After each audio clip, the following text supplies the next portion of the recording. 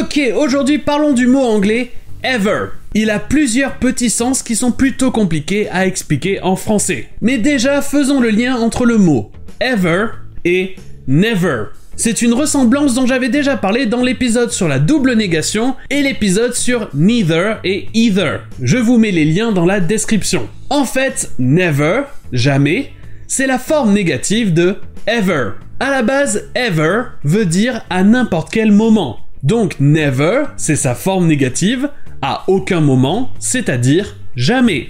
Et donc l'utilisation de l'un ou l'autre va avoir un rapport avec la double négation. Never indique une négation, donc le reste de la phrase n'a pas besoin d'être à la forme négative. Par exemple, je ne ferai jamais ça, ça se dit en anglais I will never do it. Ici, si vous dites I won't never do it, il y a une double négation, won't et never.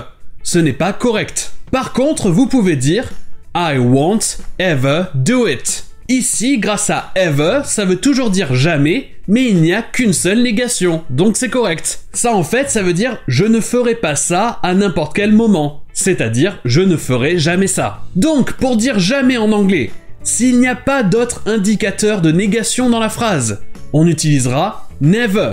Par contre, s'il y a déjà un indicateur de négation dans la phrase, on utilisera ever. Don't ever turn your back to the cage.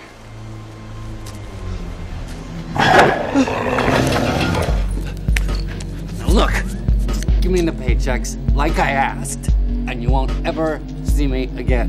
And right. And I'm offering your daughter a future. As Lord Cordlow's ward, she will want for nothing. Ever.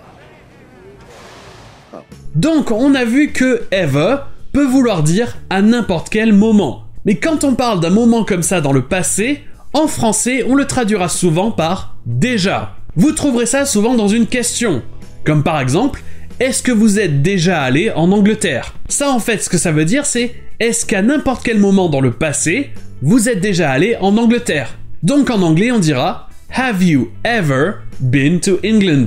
Le ever ici c'est donc déjà. Et vous aurez la même chose avec n'importe quel moment dans le futur. Et là, bizarrement, on le traduira en français par jamais.